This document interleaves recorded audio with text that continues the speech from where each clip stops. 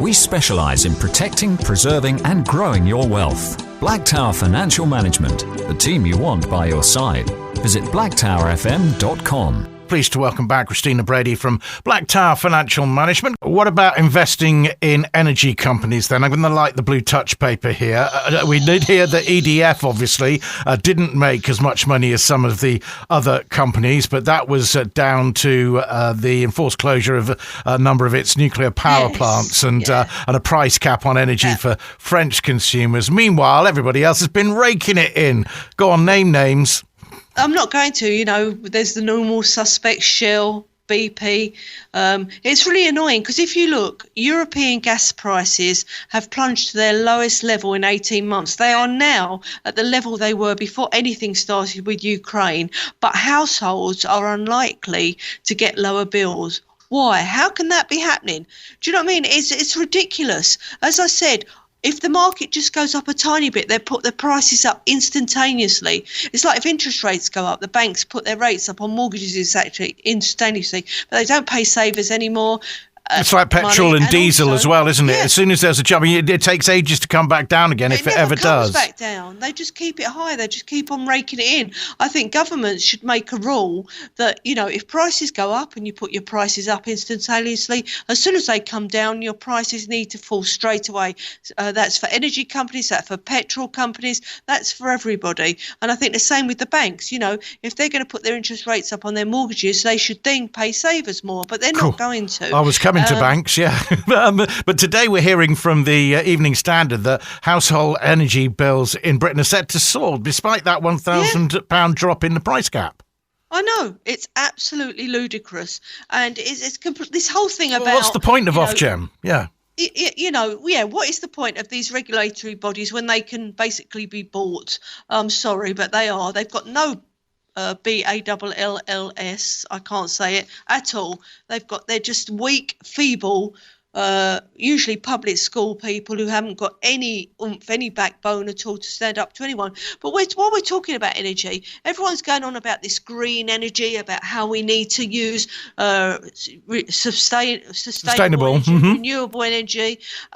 But here, I don't know if any of you know this, but these are the facts, right? Wind farms. This is just in Scotland alone, okay? This is going to shock people because we're all being told wind is the future, all these solar is the future. In Scotland in 2020, they paid, the Scottish government paid wind farm operators 243 million not to produce any energy. In 21, they paid, the Scottish government paid 107 million again to them not to produce any energy. And in 2022, they paid them 227 million to switch off their turbines because the system that transmits the power doesn't have the capacity. So in all, the Scottish government in 3 years has paid out over £500 million to renewable energy companies not to produce energy, to turn off their turbines. And that equates to £1,700 a year more you could pay every single nurse in the NHS in the UK. Now, come on. Who is believing this whole green, farce? That's bonkers. Is that just because it's unable to, can't store it, or I don't get it? They're just saying that it cannot. It doesn't have the capacity to transmit this energy. Now, surely, when you're giving these wind subsidy companies subsidy to build wind farms, they're proposing loads more in Scotland. Before you do this, you make sure that you have the infrastructure in place to be able to transmit this energy. They're making all of us suffer through increased taxes, through this, that, and the other, under the name of climate, green, and it's a complete farce. That's probably just one of the other number of things that have slightly gone wrong in Scotland that have been highlighted since we saw. It's not just Scotland. I'm sure if we look into it, the British have done the same. In the UK, in Wales, it's happened as well. It's just the other parts of Scotland Britain have come out. Yeah, and in Spain, we've got like 1,298 wind farms. That's 21,500 wind turbines. They seem to make it work, don't they? I don't know. We haven't had any figures from Spain, but this is just one example. And I think if you dig into all of it, and I was listening to a web webcast about this woman talking about one of the big conferences that have gone on about energy power, and she was saying that what they're looking forward to, and everyone should take note of it, that if there is an energy crisis and people are using electric cars or they have these smart meters, in the future what they're going to do without any warning is turn off the energy that we use to heat our homes, to run these cars. If there is a peak in the demand for energy, they're just going to cut it off without a minute's notice, because they can, because the technology has been built into electric cars. There's a kill switch, and into the smart meters, which means they can stop the energy coming into your home and they can stop your car working. So you get stuck somewhere between here and the UK, for instance, if you were driving back. Yeah, well, also, if you looked in Switzerland, I think there was, they didn't have enough electricity. So what they did was they banned people from charging their cars or using their electric cars. So if that's the only car you had, you were basically, you were under house arrest, weren't you? Unless you were going to walk or cycle anywhere, you couldn't go anywhere. And best to stick to a hybrid for now, I guess, then. Yeah, I think hybrids, hybrid, yes, you've got the flexibility of both. If there is a limit on the electricity, then you can always go back to traditional powers. And most petrol engines now that they've developed, I know Mazda have developed one that is actually cleaner and more environmentally friendly than having an electrical vehicle, because of the amount of damage it's doing to the environment, getting the batteries for the electrical cars, the amount of weight these electrical cars hold. The tyres are a lot bigger than normal. If you look at all that, the ecological damage caused by electric vehicles usually outweighs the positives. And I think a hybrid with these good petrol engines is the way to go. Of course, the thing that we've heard a lot about is disposal of the batteries, isn't it, as well? Yeah. The battery, yeah, exactly. They can't dispose of the batteries, and there is no second-hand market in electric vehicles, or it's very limited, because no one wants to buy them. Because once the battery is gone, the whole value of the car is in the battery. So if you need to replace a battery, you're talking not a few €100 as now. You're talking thousands and thousands of euros to replace your battery. So people have to think about this. It's just something to consider, and the companies, as you said, are making a killing out of all us falling for all of this. You've got the oil companies. Yeah, I did want to return to that oil and gas companies. They're already being subject to windfall taxes, but there's got to be more with these. It's exorbitant, the amount of money that they're making. I think, as I said, the governments have got to get strong and say to these companies, right, you want to put your prices up. That's fine. But like now, gas prices are lower than they were before the Ukraine war. We want to see those energy prices passed on to the clients immediately to bring their bills down. And if you don't, we will calculate how much money these people need to be compensated for, and you will have compensation claims at your door, just like PPP, etc. When they had to pay out all that money, these gas companies, whatever, have got to pay out compensation if they don't lower their prices. I would say within 24 hours of the price falling. And that's what I would do if I was a government. And that's how I would help the people. I'm fed up with governments just being lobbied by these big corporations and helping these big corporations at the expense of normal, everyday people. And we're not just talking poor people. We're talking middle classes are those that are more likely to suffer. And so we need to stand up to these companies, and governments need to come down on our side. Are we likely to see this? I just don't think we are, because why haven't we yet? No, because they haven't. They're not strong enough. They're used to these companies lobbying them. These big companies have so many lobbyists lobbying the EU, the American governments, the UK governments. They have people who help them along, get things passed, and people will not stand up to these. They're too scared.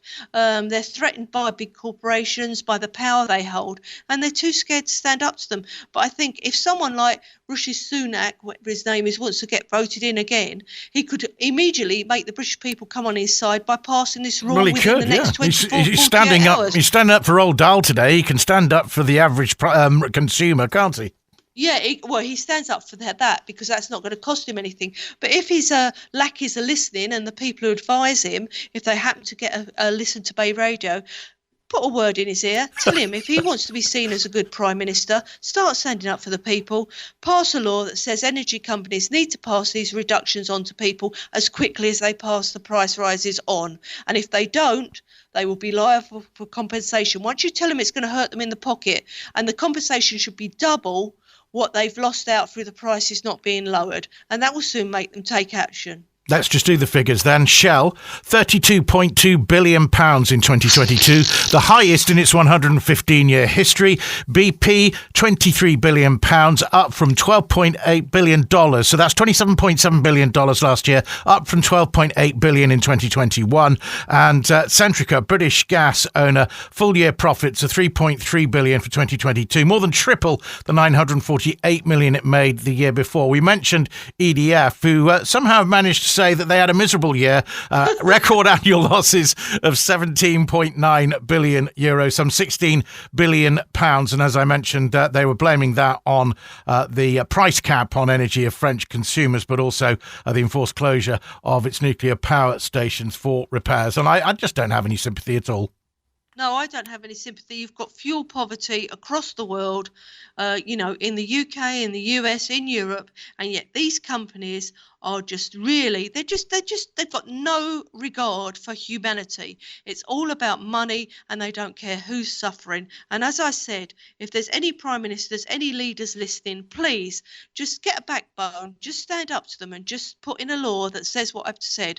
If you don't pass the price, the lowering prices on to consumers, they will be liable for compensation at double what you haven't paid. Let them off, giving them a reduction in, and that will soon scare the bejeebies out of them. Christina is with us from Blacktower Financial Management. Been talking to Francis, who lives in Geneva, Christine. She said in the end, that's not actually what happened. The government didn't stop people using their electric cars. We're having a search about to see what actually happened. And it was basically, if the proposal were to be finalised during a worst case energy emergency, drivers would be allowed to use their electric vehicles only for essential journeys. But there was quite a lot, of course, across the social medias and everything about this prospective ban. But it's still frightening, isn't it? It is scary. If you do have an electric car and they say it's an emergency, they can cut you off and you can't use them. As you said, if you have a hybrid, you've still got that flexibility. You can still go out. Got to be the way to go at the moment. So,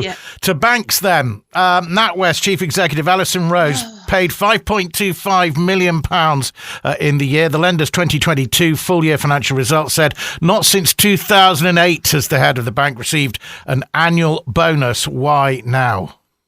Record profits, eh? No, I know. And actually, I think what they did, they raised its bonus pool so this is to give out bonuses to people to between 350 and 400 million pounds for this year to give to staff. Well, the bank got profits of 5.1 billion and the chief executive gets 5.25. So there's some kind of performance bonus related thing going on, I think. Oh, yes, there is in the banks. I've worked there. So the trading floor are going to be very, very happy. The city's going to be a very busy place with them out spending their money. But I don't think that's right, because if you remember, it's the taxpayer that bailed out. Indeed. NatWest. Okay. And, all right, they may have paid the money back, but still, I'm sure they weren't charged interest. I still don't think they should be getting these large bonuses, especially when the rest of the world is teetering on recession and people are finding things so hard. There was they do work hard. Mm-hmm. I know I used to work on the trading floor, and it is very stressful, and they do work very long hours. If you're in the public sector, you would not understand the hours they work. Sometimes you're expected to work not just 12-hour days, 20-hour days. You're expected to come in. The work has to come before anything else if you are to survive. And most people wouldn't do that. So I can understand them getting bonuses, don't get me wrong. But some of them will not be getting like £1 million bonus or even a £5 million bonus. Some of them will be getting tens of millions in bonuses. And I don't know how you can justify that. Yeah, I remember higher interest rates, which were put in by the Bank of England after that mini-budget cock-up, which is the only word for it, also led to lower inflation, which have benefited the banks. Yep. So the banks are on a win-win situation at the moment. And even if you look at, this is most probably international banking, NatWest is a big bank, but even if you look at retail banking, as I said, mortgage rates have gone up substantially, but they're not paying that money to the savers. The interest rates haven't gone up that much. So there's a huge, what we call spread between what they're paying savers and what they are getting from mortgage from their mortgages. And what people have got to remember is it's your money they're lending out. When you put your money in a deposit account with the bank, if you keep it in your current account, you're basically giving that money to the bank and they then lend it out. So they are making themselves mega rich off your back, off your money. And that's why it makes me really, really angry when people leave a large amount of money in the banks earning no interest when the banks have been lending it out and making some a huge amount of some profit. banks won't even take new customers at the moment. No, they won't. It's ridiculous. It's not fair, as I said. But then it's like a big corporation. It's like BP and Shell. They have the power. They run the markets. We know they've been done for manipulating in interest rates, the prices of commodities, various other things. They're very, very clever. And they know what they're doing. Can we look at the Euribor? Because after more than 6 years with the Euribor in negative figures, mortgage repayments have now risen at unprecedented speed. Within one calendar year, it means that first-time buyers or those seeking to upgrade are having to have a major rethink. And this is something that surely the Euribor is meant to be relatively stable and keep interest in buying in Europe. If they want to control inflation, they're using interest rates to do it. I don't think that's a good idea. I don't think that is a good idea at all. As I said, I've always considered that lowering taxes, stimulating spending is a better way to, come out of the doldrums and beat inflation. And to beat inflation, they need to cap prices on the raw materials we use, the energy prices, BP, Shell, etc. So it has a big effect. If you think most people that took out mortgages, most probably if they took out fixed rate mortgage, it most probably was only for 2, 3 or 5 years. Those terms are coming to an end now. So people who used to paying practically nothing for a mortgage are now having to find 400, 1,000, maybe 2,000 more a month. It's a huge amount, and that then impacts on their standard of living. That, along with the rise in prices for energy, etc. Some people are below break even. They just cannot. Without food banks, some people would not even be eating. And I think that's when you've got the rich throwing their money in your faces every day. When you look at awards ceremonies, when you look at what BP and Shell are doing, what you're looking at NatWest are doing. How much they pay for adverts in the middle of the Super Bowl. Exactly. They have no touch on reality. They're out of touch with normal human beings. And I think they have no humanity. They have no compassion and they have no empathy. And it's a very difficult world at the moment. All right. Spanish mortgages, as we know, are based on the Euribor. They've never risen so quickly and dramatically at any point in its 24-year history as it has in the past 6 months. What's your advice to people? What do they do? How can they cope? Well, if they'd listened, I think I said a year or 2 years ago even, that people needed to fix their mortgages for a long term, for 10, 15, 20 years, because rates were so low. I hope some people did listen and they went to their banks and did that. If they didn't, I'm afraid you're just going to have to ride this out. What you can do is, if you're on a repayment mortgage, so you pay back part capital, part interest, you can approach your bank and ask them if you can go to an interest-only mortgage. They may only let you do it for 2 years. Sometimes, it may be a bit longer, but then at least you're cutting down what you're paying. But what you have to remember is then you're not paying back any of the capital you're owed.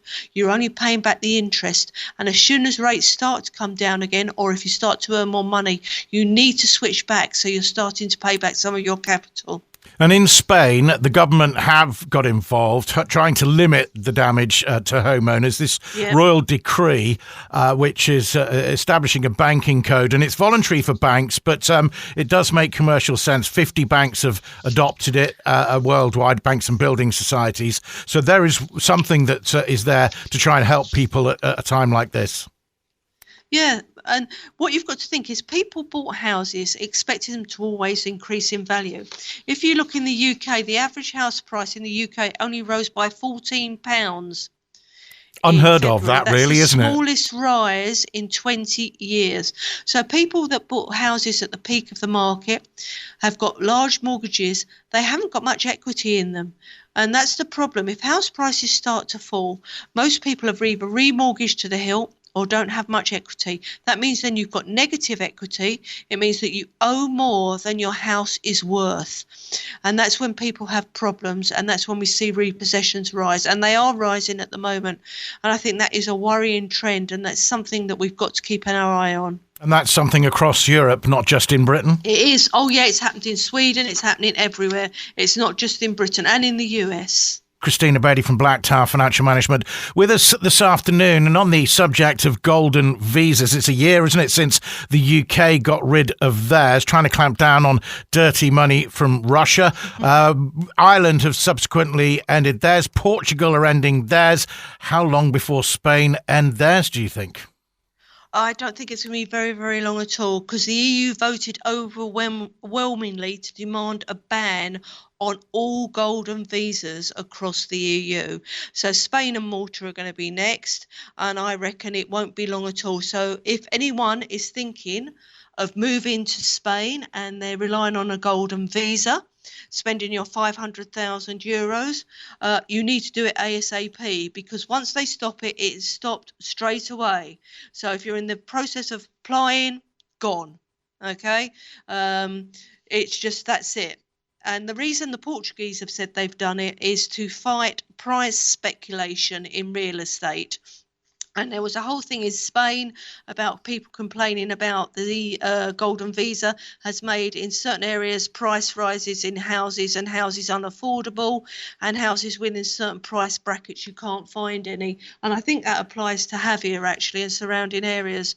There is a huge demand for property, and there isn't enough property around. So they're thinking by doing this, it will cool the property market, which may not be a good thing for people trying to sell their houses. So if you are thinking of moving here and you are coming on a golden visa, get that application in ASAP, get it approved, stamped. If you're thinking of starting the process, be warned that it may not happen. I don't know what happens if you started the process and you've bought yourself a house for $500,000 and they scrap the scheme. I don't know where you're left. I don't know what's happening in Portugal. I'll try and do some research on that. We've seen, haven't we, with the unsettled political and social environment in America, that US applications for golden visas from Americans have been increasing. They're expected to increase more too. Yes, well, I think Valencia is actually one of the most popular places in Spain for American expats to move. They are leaving. I think California is seeing a huge exodus of people living there, not only overseas, but also into other states in America. So, yes, we are seeing an influx of Americans. However, as I said, it doesn't matter what nationality you are. If you are not within the Eurozone and you haven't got that freedom of movement, if you're from Australia, from New Zealand, from South Africa, anywhere, if you're thinking of using the golden visa scheme to move to Spain, you need to get that done ASAP, or else that option is going to be out the window, and you're going to have to look at one of the other visa options. If you're going for the non-lucrative visa option, you have to prove that you have an income from savings and from your pensions, if it's a family of three, of about €44,000 a year. And your visa is only, I think, for a year or 2 years. It has to be renewed, whereas with the golden visa, that wasn't the case. So the golden visa gave you a lot more flexibility. So just to warn people that is coming to an end, and I think it could have an impact on the property markets as well. And of course, Blacktower Financial Management are spread right across Europe in a number of different countries, and are not just here for British expats, are they? No, I've got some of my clients. I've got Dutch, I've got Norwegian, I've got Australian, New Zealand, I've got German, I've got French, I've got Irish. Lots and lots of different nationalities. We can deal with literally any nationality, and Spanish nationals as well. The only thing we have to make sure is that they understand English. They can converse in English, they can read English, and we can help any nationality and put them in tax efficient investments here in Spain and give them advice on how to be as tax efficient as possible. And in Spain, on the 1st of January, they raised the saving tax rates. They've given us now 5 bands. So the top savings tax rate now is 28%, although it would be very hard pressed to get into that tax band. It means you'd have to make over 300,000 euros in gains each year on your investments. So I don't think that's going to happen for most people. But you have to think, they are raising tax rates in Spain. Countries are trying to increase their tax revenue. So if you are thinking of moving to Spain, no matter what your nationality, it is worth talking to a financial advisor to make sure that your house is in order before you move here, and what you have is as tax efficient as possible here in Spain. And we've got lots of people in Spain as well downsizing. I've had quite a few in the last month that have come to me to ask advice on what to do with the money that they've got from downsizing. Where should they invest it to give them income, either if they've gone into rented accommodation, or to give them income, just to help with their daily expenses. And we can help you do that as well. So we're here for people who want to move over, people who've just moved over, and people that have lived here for a while and need to readdress their finances, need to understand what's best for them from a tax perspective in regards to income and regard to investing. There does seem to be a perception that a lot of people have returned, certainly to Britain. Has that been your experience? No, I think in the last year I've had 2 people actually return to the UK, and both of those were very elderly, and one partner was quite ill and they wanted to be with the family. So I think at Blacktower we can honestly say, no, we haven't seen that happening at all. Glad to hear it. Now, if you scan across the papers today, then Manchester United might be somewhere where you could put your money, given that there's a lot of interest in the Premier League club from various potential buyers. I don't know whether a football club is the right place to put some of your money into shares if they're possible. Certainly not mine at the moment, because they're probably not going to be in the Premiership next season by the look of things today. But would that be somewhere perhaps that in one of the top 5 or top 6 clubs, maybe to invest? I don't know. It's up to you on that one. There is a football fund. There was a fund that invested in that was doing something with football clubs. I'll have to look into that, because being a woman, although I do watch the football because my husband likes to watch it and I do enjoy it, and I do know what the football teams are and where they are in the league, etc. I think that could be a possibility. But what's the safest investment then? Because that's what I was leading to at the moment. What are the clever people doing? At the moment, there is no safe investment. Everyone has to understand that, well, no matter what you do, you take a risk. All investments can go up and down. And the main thing is, people think cash is safe, but it's not. If you've got inflation at 10%, leaving your money in cash, it's losing 10% of its buying power anyway. So I'd say to people, you do need to keep some money in cash. Everybody needs that as a rainy day fund if you have it. But then consider investing the rest. The markets are down at the moment. There's still some very good buys out there.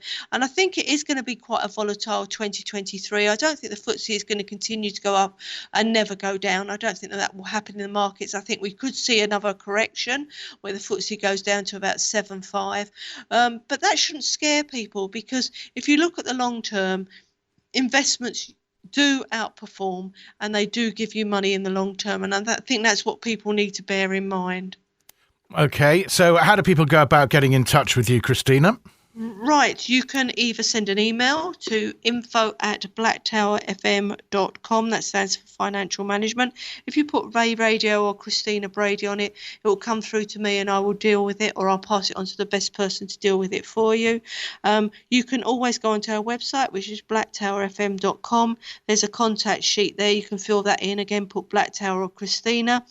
You can always call the office, which is 965058212. If we are busy, you will go through to the answer machine, but don't worry, we'll get back to you as soon as we can. You can always contact studio@bayradio.fm and they pass everything on to me. Or you can go onto their website. If you click onto where we advertise, it will take you through to our website and you can fill in a form and we will come back to you usually within 24 hours. Okay, and generally we're expecting things to be on the up, increase slightly. Shouldn't be too worried about everything falling down around us. I mean, depending on major current events like, the anniversary of the year of the war in Ukraine, for instance. I think we are going to have a volatile year. I don't think we're going to have a steep recovery, quick recovery. I think we are going to have a few more downturns. But as I said, it is a good time to dip your toe in the market, and it depends what amount of risk you want to take. If you're cautious, there's some very good cautious investments out there. They're still going to give you quite a good rate of return with, there's always risk, as I said, but not a lot of risk. I'm not saying 2023 is going to be the year of recovery. I think we're going to have to wait till 2024 for that. But I think, there are opportunities, and I think people should grasp those opportunities while they're around. Super. Great to talk to you, Christina. Thanks very much. Thank you very much for having me. Listening and exceeding expectations for over 31 years. Blacktower Financial Management, the team you want by your side. Visit blacktowerfm.com.